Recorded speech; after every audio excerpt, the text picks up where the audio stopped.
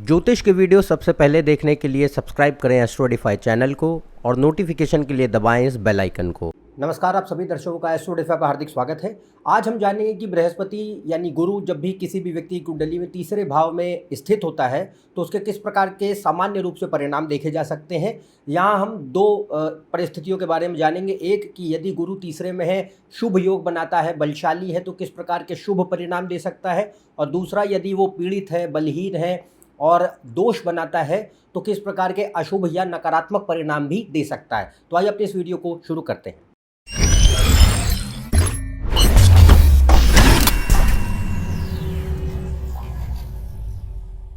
यदि आप मुझसे कंसल्टेशन लेना चाहते हैं तो ऊपर दिए वेबसाइट पर जा सकते हैं, इसका लिंक डिस्क्रिप्शन में मौजूद है। तो आज हम जान रहे हैं कि गुरु तीसरे भाव में जब हो तो सामान्य रूप से क्या परिणाम उसके मिल सकते हैं। पहली जो परिस्थिति हम देखेंगे वो ये है कि गुरु अच्छा है।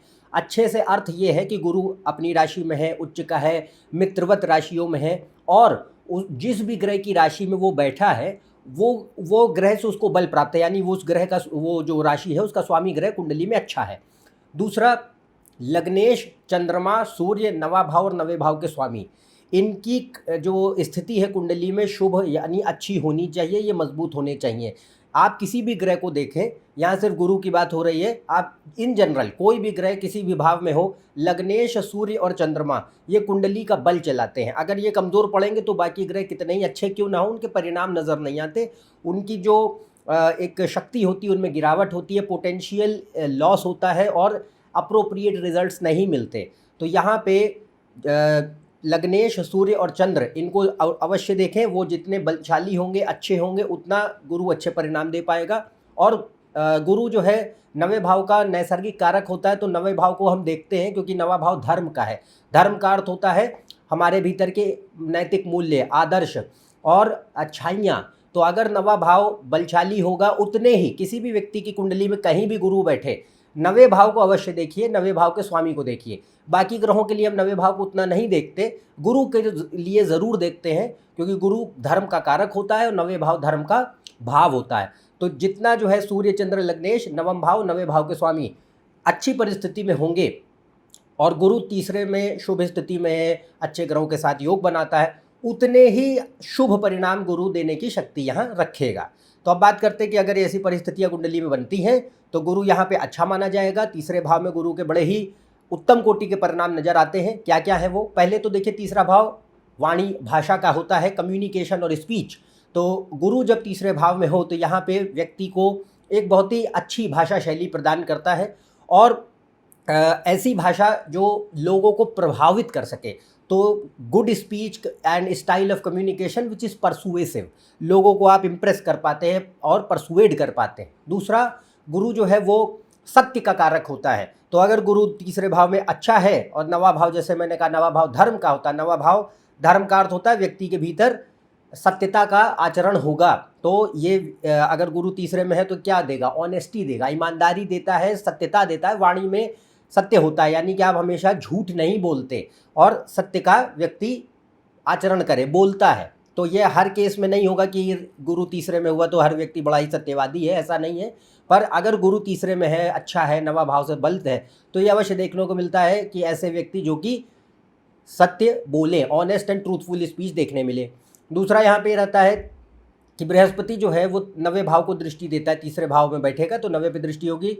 तो गुरु यहाँ पे, अगर अच्छे गुरु की बात कर रहा हूँ तो यहाँ पे गुरु अगर बेहतर है तो क्या, गुरु हमारे भीतर की सोच और विचारधारा का ग्रह होता है। बिलीफ सिस्टम और आइडियोलॉजी, जो भी आपके बिलीफ्स हैं, जो भी आपकी आइडियोलॉजी है, जिस भी विचारधारा में आपकी मान्यता है, उसको गुरु दिखाता है।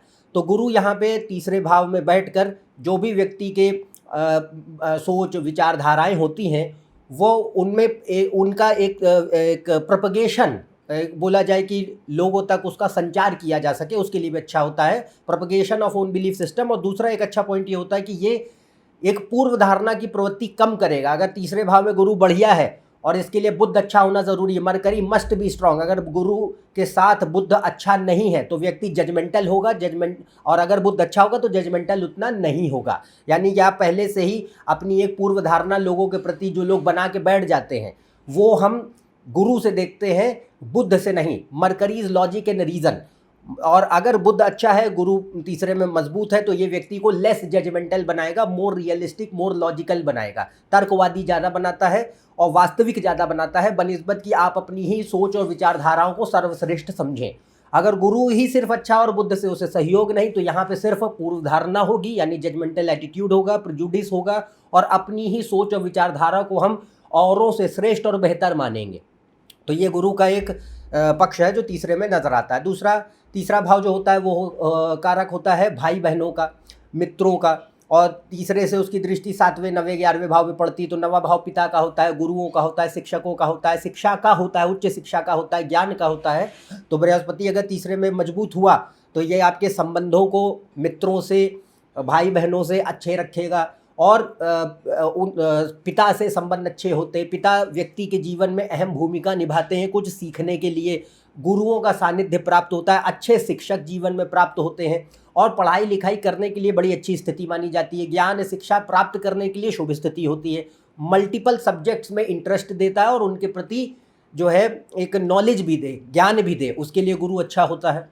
इसके अलावा 9वां भाव रिलीजन, धर्म का भी होता है। तो यहाँ पे जो भी हमारे धर्म है, जो भी संप्रदाय से, जिस संस्कृति से, जिस सभ्यता से हम आते हैं, कोई भी हो सकती है वो, उसका व्यक्ति पालन करे, उसको माने। यह नहीं कि आप जो है अपने ही कल्चर, अपने ही ट्रेडिशन, अपने ही रिलीजन, अपनी ही जो आपकी संस्कृति है उसका परित्याग करके कोई दूसरी सभ्यता संस्कृति को अपनाने निकल ले।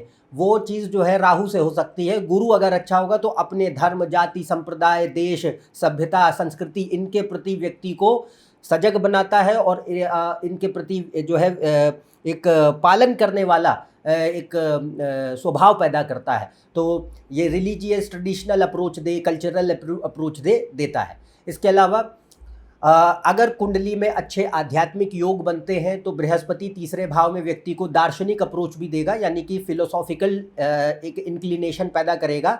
हालांकि तीसरे भाव फिलॉसफी का नहीं होता है, पर जो हमारे बिलीफ सिस्टम्स की जो मैंने बात कही थी, ideology and belief system and perception, जो हमारी दुनिया को देखने का नज़रिया होता है, सोच होती है, विचारधारा होती है, हर व्यक्ति की होती है, उसके पीछे एक तर्क चलता है, उसके पीछे एक लॉजिकल फिलोसॉफिकल अप्रोच होती है। ये तभी होगा जब गुरु तीसरे में अच्छा है और बुध से उसे सहयोग प्राप्त है, अन्यथा ये नहीं होगा।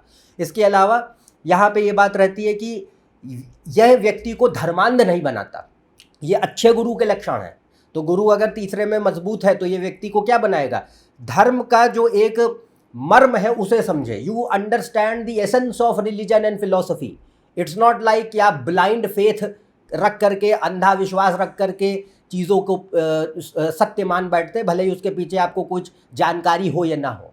तो वो जो होता है वो बेकार गुरु के लक्षण होते हैं। अच्छे गुरु के लक्षण ये होंगे कि उसके पीछे तर्क भी होगा और उसके मर्म को व्यक्ति समझेगा कि धर्म, दर्शन, आध्यात्म समझाना क्या चाहते हैं और हमारे जीवन में उनका उपयोग और महत्व क्या है, वो अच्छे गुरु के लक्षण है। इसके अलावा ये व्यक्ति के भीतर कंपैशन, करुणा और दया का भाव पैदा करता है, क्योंकि 9वें पे उसकी दृष्टि होती है। और दूसरी बात यह है कि सामान्य रूप से गुरु तीसरे भाव में व्यक्ति को भौतिकवादी मानसिकता प्रदान करेगा। यहाँ मैंने पहले ही आपको बोला कि अगर आध्यात्मिक योग अच्छे हैं, बहुत ही कायदे की कुंडली में बनते हैं, तो वो फिलोसॉफिकल स्पिरिचुअल अप्रोच देता है। अदरवाइज वो व्यक्ति के भीतर एक गॉड फियरिंग रिलीजियस नेचर तो देगा, बट भौतिकवादी महत्वाकांक्षाएं बहुत होती हैं, क्योंकि उसकी दृष्टि तीसरा भाव क्या होता है, काम त्रिकोण, काम मतलब कामनाएं, और तीसरे से उसकी दृष्टि 7वें 11वें भाव पे होती है। 7वें और 11वें भाव भी काम त्रिकोण, कामनाओं के भाव होते हैं। They are the houses of desires. 11th house is the house of desires. तो जुपिटर जहाँ जहाँ दृष्टि मारेगा या जहाँ बैठेगा उसमें क्या वृद्धि कर देता है, बढ़ा देता है उसको। तो यहाँ पे वृद्धि कहाँ हो जाएगी, इच्छाओं में वृद्धि होगी। तो यहाँ पे कंडीशन ये होती है कि ये भौतिकवादी मानसिकता प्रदान करे, और भौतिकवादी जीवन में जो है सफलता भी देता है, क्योंकि तीसरा भाव क्या, परिश्रम। तो अब इच्छाएं हैं तो उसके प्रति व्यक्ति काम भी करे, पूरा करे, और अपनी जो भी महत्वाकांक्षाएं हैं उनको सिद्ध कर पाए। तो यहाँ पे मटीरियलिस्टिक अप्रोच होती है अधिकतम समय, ज़्यादातर केसेस में ये देखने मिलेगा।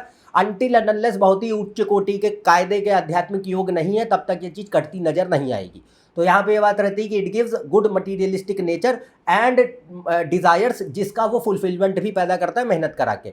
दूसरा, भौतिक इच्छाओं से अर्थ होता है, खास तौर से तीसरा भाव क्या होता है, धन संपत्ति। 11वां भाव धन संपत्ति। तो यहाँ पे पैसे, सामाजिक प्रतिष्ठा और पद, या सम्मान की जो एक आकांक्षा होती है वो बढ़ जाती है, और वो प्राप्त भी होते हैं। इच्छाओं की पूर्ति के लिए भी परिस्थिति अच्छी मानी गई है।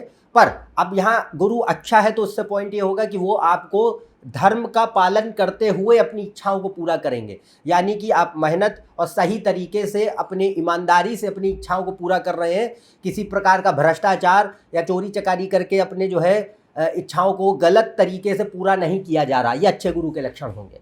तो यहाँ पे पॉइंट रहता है कि it is good for giving material desires as well as fulfilling material desires as well as achieving good status and monetary और फाइनेंशियल स्केल इन लाइफ, उसके लिए बढ़िया होता है। इसके अलावा गुरु तीसरा भाव और 90 पे उसकी दृष्टि, तो यह क्या है, बुद्धि को बढ़ाता है। तो अगर बुद्ध की मरकरी की पोजीशन भी अच्छी होगी तो ये ज्ञान, बुद्धि, शिक्षा, विद्या के लिए बड़ी अच्छी स्थिति मानी गई है। और ज्ञान के चलते बुद्धि का उपयोग करके, भाषा का उपयोग करके जीवन में व्यक्ति कामयाब होता है। तो ये एक बड़ी खूबसूरत परिस्थिति होती है बृहस्पति की तीसरे भाव में। इसके अलावा कई ऐसे कार्य के क्षेत्र हैं जिनके लिए बड़ी अच्छी पोजीशन मानी जाती है। अगर ऐसे योग कुंडली में बनते हैं तो sales, supply chain, banking, financial service, insurance, audit, account, tax, commerce, economics, media, mass communication, publishing, writing, music और teaching, education, literature, language, IT, telecom, इन सब के लिए बहुत ही उत्तम स्थिति मानी जाती है। अगर इनके योग कुंडली में बनते तो गुरु तीसरे भाव में इन तरीके के कार्यों में भी आपको ले जा सकता है। तो ये अच्छे गुरु के लक्षण हुए जो हमने अभी तक देखे। अब गुरु कमज़ोर हो जाए, बेकार हो जाए तो क्या प्रकार के परिणाम रह सकते हैं, जो खराब होंगे उनको देखते हैं। तो खराब गुरु का अर्थ ये है कि गुरु नीच राशि में है, नीच भंग नहीं बन रहा है। लग्नेश, सूर्य, चंद्रमा, 90 भाव के स्वामी कुंडली में अच्छे नहीं है, रिमेंबर दैट। मान लीजिए आपका गुरु उच्च का भी हो गया, अपनी राशि में बैठ गया, अगर लग्नेश, सूर्य, चंद्र 90 भाव या 90 भाव के स्वामी खराब है तो गुरु बेकार माना जाएगा, अच्छे परिणाम नहीं दे सकता वो। तो यहाँ ध्यान रखना है कि लग्नेश, सूर्य, चंद्र और 90 भाव के स्वामी ये क्या कर रहे हैं, कुंडली का बेस तय कर रहे हैं। अगर ये अच्छे हैं, बलशाली हैं, शुभ योग बनाते हैं तो कुंडली में बल होगा, अगर ये नहीं है तो कुंडली में बल नहीं होगा। तो अब इसके अलावा अगर बृहस्पति पीड़ित हो जाए, यानी खराब ग्रहों से उसका संबंध है, राहु, केतु, शनि, खराब मंगल वक्री हो रखा है और नवांश में उसकी स्थिति खराब हो गई, मृत्यु भाग में चला गया, शत्रुगत राशियों में बैठ गया, हाँ, तो अगर जितने ज़्यादा ये नेगेटिव सिचुएशंस वो बनाता चला जाएगा, जितने ज़्यादा मेलिफिसेंस उसके बढ़ते चले जाएंगे, उतना ज़्यादा नकारात्मक परिणाम देने की उसकी शक्ति बढ़ती चली जाएगी। अब ये वेरी करेगा कुंडली टू कुंडली, पर यहाँ पे हम जनरल रिजल्ट देख रहे हैं। जो भी बातें अब आपको कही जाएंगी इसको जानकारी की तरह लीजिए, किसी निष्कर्ष पे एकदम से नहीं आइए, पूरी कुंडली को देखें फिर किसी निष्कर्ष पे आए। तो यहाँ पे पॉइंट रहता है कि अगर गुरु कमज़ोर है, बलहीन है, पीड़ित है, कुपित है, दोष बना के रखा है, सूर्य चंद्र लग्नेश कुंडली में सही नहीं, तो ये कई सारे नकारात्मक परिणाम दे सकता है। पहला, एक या तो भाषा को खराब कर दे, यानी ट्रबल्ड स्पीच, जिन लोगों को बोलने में दिक्कत होती है, कोई भी स्पीच इम्पेडिमेंट्स होते हैं, या ऐसे बच्चे जिनका डिले बहुत हो जाता है बोलने में, जो है स्पीच डिले बहुत होता है, या स्टैमरिंग की प्रॉब्लम या बोलने की कोई भी दिक्कतें हो पॉसिबल है। लर्निंग और लैंग्वेज डिसेबिलिटी पैदा करता है बच्चों में, तो लर्निंग में दिक्कत है कि जल्दी या तो समझ में नहीं आती चीज़ें, समझ में आ भी जाए तो याद नहीं रख पाते हैं, और बोलने में कठिनाई होती है, समझाने में कठिनाई होती है। तो ये या तो ये इनमें से कोई प्रॉब्लम हो रही है, या फिर एक और चीज़ हो सकती है कि स्पीच और कम्युनिकेशन तो ठीक है बट ख़राब है। ख़राब का अर्थ है कि व्यक्ति हमेशा झूठ बोलता है, मैनिपुलेट करता है, घुमाने फिराने की आदत होती है, चाटुकारिता की आदत होती है, अपना फ़ायदा निकालने के लिए आप मीठा बोल करके फ़ायदा निकालने वाला कोशिश करते हैं। दूसरा, यहाँ पे लालसा बहुत बढ़ाएगा, क्योंकि गुरु हमने क्या कहा, काम त्रिकोण में बैठा, 11वें 7वें तीसरे पे प्रभाव। तो यहाँ काम त्रिकोण का अर्थ है अंदरूनी इच्छाएं, कामनाएं, उनमें वृद्धि करेगा। तो lots and lots of greed, तो पहले मटीरियलिस्टिक नेचर ठीक होता है, लालसा खराब होती है। तो यहाँ पे ये बात रहती है कि लालसा बहुत बढ़ाता है, और क्योंकि अगर नवम भाव खराब हो गया तो यहाँ पे क्या होगा कि अधर्म का पक्ष बढ़ जाएगा, धर्म नहीं होगा। यानी अब इच्छाएं चरम सीमा पे चल रही हैं, और कैसे पूरी होती है उससे व्यक्ति को मतलब नहीं, उसकी कोई परवाह नहीं कि वो सही तरीके से हैं, गलत तरीके से हैं, मेहनत करके हैं, शॉर्टकट्स करके हैं, कोई मतलब नहीं, पूरी होनी चाहिए बस। तो ये एक नकारात्मक पक्ष है कि भाई अगर और राहु वगैरह का प्रभाव बढ़ा तो और ज़्यादा होगा। तो यहाँ पे लालसा बढ़ जाती है, और हमारी जो एक सही और गलत निर्णय लेने की जो क्षमता होती है वो ख़त्म हो। इसके अलावा अधर्म का पक्ष बढ़ता है, यानी भ्रष्टाचार, अनैतिकता बढ़ रही है, किसी भी गैर कानूनी अवैध कार्य में व्यक्ति लिप्त होकर अपना बस जैसे तैसे इच्छा पूरी कर लेते हैं। तो ये खराब गुरु के लक्षण है। इसके अलावा स्वार्थपरता बहुत बढ़ती है, और जो भी संबंध बनते हैं, तीसरा भाव, सातवां भाव, 11वां भाव सोसाइटल कनेक्शंस का होता है, तो उसमें ज़्यादातर अपॉर्चुनिस्टिक रिलेशंस बनेंगे, फ़ायदों के लिए बनाए जाएंगे, वो किसी के साथ भी हो, यहाँ तक कि आपके घर परिवार के सदस्य भी हो, उसमें भी कहीं ना कहीं फ़ायदा ही होगा। तो यहाँ कंडीशन क्या रहती है कि स्वार्थपरता रिश्तों में आएगी, और दूसरा उसको खाली अपने स्वार्थ सिद्ध करने के लिए हम कहीं ना कहीं लोगों के साथ संबंध बना रहे हैं, वो चीज़ देखने मिलती है। तो opportunistic behaviour and opportunistic relations, हाँ, तो चाहे वो मित्रों के साथ हो, भाई बहनों के साथ हो, पिता के साथ हो, गुरुओं के साथ हो, कार्य क्षेत्र पे हो, कहीं भी हो, तो वो चीज़ एक नज़र आती है। इसके अलावा तीसरा भाव पराक्रम का होता है, पर अगर गुरु खराब होकर बैठेगा तो व्यक्ति को पराक्रमी नहीं बनाता, यानी आपके अंदर करेज होगा नहीं, खाली दिखावा करेंगे कि बहुत ज़्यादा बहादुर है।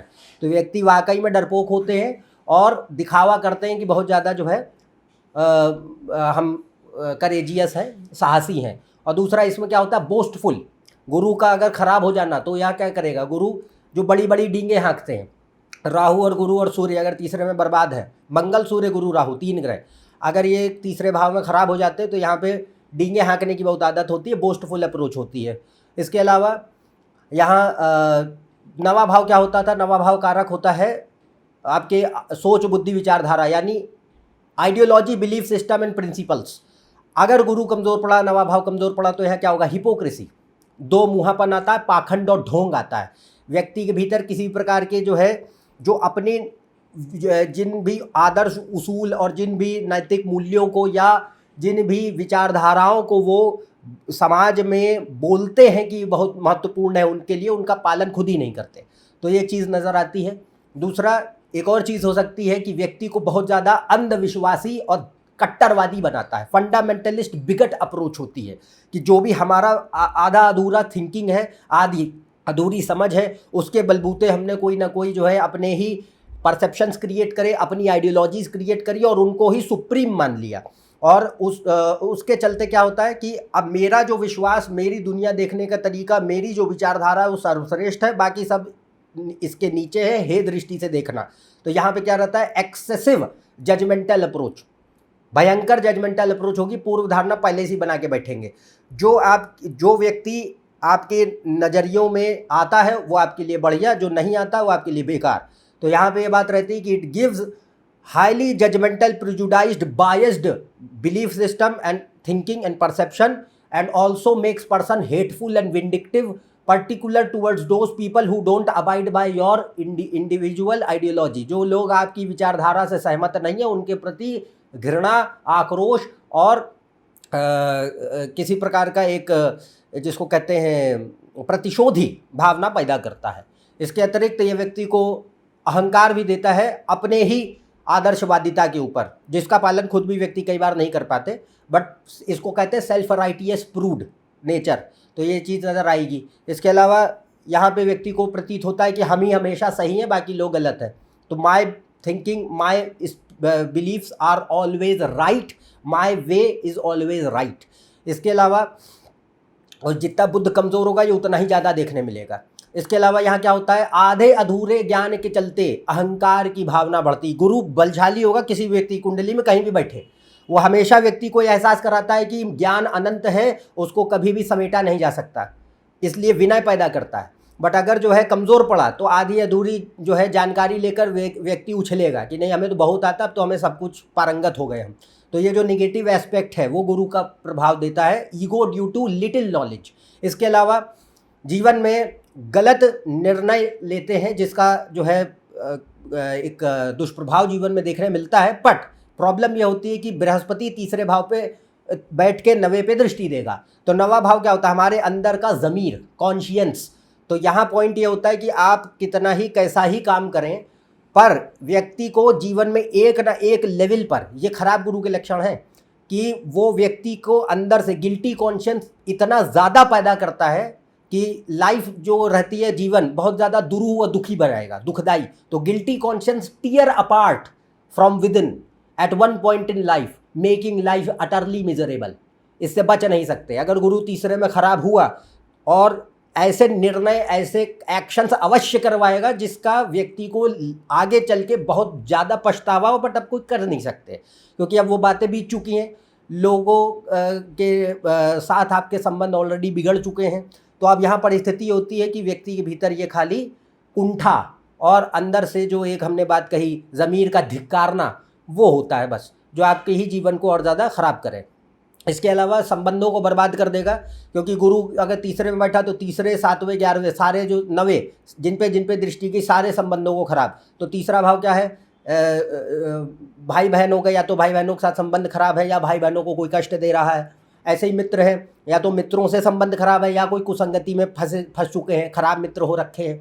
ऐसे ही सातवां भाव संबंध शादी ब्याह का होता है, या तो सातवें भाव पे गुरु की अच्छी दृष्टि होगी तो शादी ब्याह के लिए बढ़िया होता है। अगर खराब है होके बैठा तो दृष्टि खराब मानी जाएगी। तो यहाँ पे सातवें भाव में यानी विवाह में कष्ट पैदा करेगा, पत्नी या पति के साथ संबंध बर्बाद करेगा। महिलाओं में अगर खराब हुआ तो और ज़्यादा नेगेटिव है, क्योंकि उनके लिए कारक होता है हस्बैंड का, मैरिज का बहुत इंपॉर्टेंट है। इसके अलावा 11वें 9वें पे दृष्टि, तो पिता से संबंध, गुरुओं से संबंध खराब होते हैं। ऐसे ही या उनको कोई कष्ट होता है। ऐसे 11वें भाव में, 11वां भाव मतलब जहाँ काम करते हो, सोशल जो लाइफ होती है उसको ख़राब करेगा, या फिर लोगों के साथ संबंध कार्य क्षेत्र पे बिगड़ेंगे। तो ये एक चीज़ नज़र आएगी। ऐसे ही गुरु मारक भी हो सकता है, क्योंकि 8वें से 8वें स्थान पे बैठता है। तीसरा भाव 8वें से 8वां पड़ेगा, तो इट कैन क्रिएट मार्केश रिजल्ट्स। मार्केश मतलब किसी भी प्रकार के कष्ट पैदा कर सकता है, किसी भी चीज़ को लेके, स्वास्थ्य को लेके, संपत्ति को लेके, पैसे को लेके, करियर को लेके, परिवार को लेके, डिपेंड करता है कुंडली पे। बट मारक होने के चलते वो कष्ट किसी भी रूप में दे सकता है। इसके अलावा बृहस्पति जो है वो भाग्य में कटौती करेगा, क्योंकि अगर तीसरे में खराब हुआ, नवा भाव कमज़ोर पड़ा, तो नवा भाव क्या होता है? भाग्य। भाग्य मतलब जीवन में व्यक्ति को प्रोटेक्शन मिले। प्रोटेक्शन यानी आप जीवन में मौके मिलते हैं और सहायता मिलती है, संघर्षों से बचाव होता है, कष्टों से बचाव होता है, इसे भाग्य कहते हैं। पर अगर कमज़ोर पड़ा तो भाग्य की कटौती, शिक्षा में समस्याएं, पढ़ाई लिखाई में दिक्कतें, ये सब चीज़ें आती हैं। इसके अलावा 11वां भाव क्या था? इच्छाएं। इच्छाएं पूरी हो भी जाए तो या तो गलत तरीके से पूरी कर रहे हैं, अधर्म का पक्ष लेके भ्रष्टाचार से पूरी कर रहे हैं, और वो टिकती नहीं है। जो भी चीज़ आप कमाएंगे वो ठहरेगी नहीं। ये बात 100% करेक्ट होगा इसमें, क्योंकि जुपिटर अगर दे भी दिया 11वें से 11वें अगर ख़राब है तो वो जो चीज़ें लाएगा वो टेम्पररी होंगी, टिकने नहीं देगा, या अगर ज़रूरत पड़ेगी तो काम नहीं आएंगी। तो ये पॉइंट्स होते हैं। इसके अलावा काफ़ी ज़्यादा नकारात्मकता भर सकता है व्यक्ति के भीतर। ये किसी लालसा बढ़ाता है, स्वार्थपरता बढ़ाता है, विश्वासघाती प्रवृत्ति पैदा कर सकता है, और भ्रष्टाचार में संलग्न करा सकता है। तो इससे हम हर प्रकार के ऐसे लोग कहीं भी जो कार्यरत हैं, जो किसी भी प्रकार की भ्रष्ट, अवैध, गैर कानूनी कार्य में लिप्त होते देखे जा सकते हैं। तो यहाँ पे आपको ध्यान रखना है कि बृहस्पति के जो अभी हमने अच्छे पक्ष बोले वो कितने श्रेष्ठ और उत्तम थे, और जितने खराब पक्ष बोले वो कितने निम्न और नकारात्मक हैं। तो यहाँ पे आपको हमने बात कही कि आपको किसी एक निष्कर्ष पे एकदम से नहीं आना है। कुंडली को पूरा देखिए, बाकी ग्रहों का प्लेसमेंट देखिए, बाकी ग्रह कैसी परिस्थितियां बना रहे हैं उनको देखिए, फिर किसी निष्कर्ष पे आए। हो सकता है गुरु किसी मामले में अच्छा, किसी मामले में ख़राब है, किसी मामले में, किसी कुंडली में सारे अच्छे रिजल्ट है, किसी में सारे खराब रिजल्ट है। ये डिपेंड करेगा। मेरा काम आपको यहाँ ये बताना है खाली कि गुरु एक राशि में, एक भाव में बैठ के किस प्रकार के सामान्य परिणाम दे सकता है। उम्मीद है आप समझ पाए होंगे। गुरु तृतीय में हो तो किस प्रकार के सामान्य परिणाम अच्छे और बुरे देखने मिल सकते हैं। आज के लिए बस इतना ही। यदि आप मेरे इस चैनल पर नए हैं, नीचे दिए हुए सब्सक्राइब बटन पर सब्सक्राइब कीजिए। ज़्यादा जानकारी के लिए आप मेरी वेबसाइट, फेसबुक पेज, इंस्टाग्राम पर जा सकते हैं। इनका लिंक डिस्क्रिप्शन में मौजूद है। अन्यथा हम आपसे अगले वीडियो में फिर से मिलेंगे। तब तक के लिए आज्ञा दें। नमस्कार, धन्यवाद।